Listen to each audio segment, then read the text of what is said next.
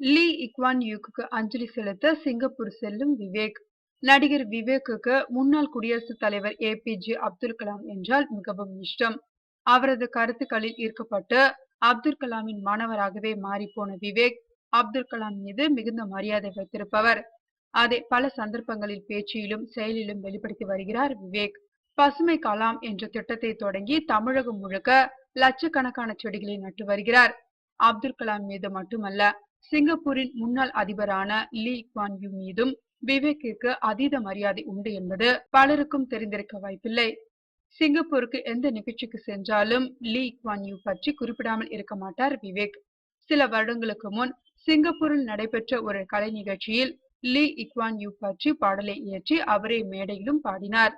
சிங்கப்பூரின் தந்தை என அழைக்கப்படும் 91 வயதான லீ இக்வான் யூ உடல்நலக்குறைவால் 2 தினங்களுக்கு முன் காலமானார்.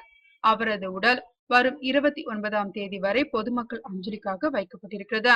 தன் அபிமான தலைவர்களில் ஒருவரான லீ குவான் யூக்கு இறுதி அஞ்சலி செலுத்துவதற்காக சிங்கப்பூர் சென்றிருக்கிறார் விவேக்.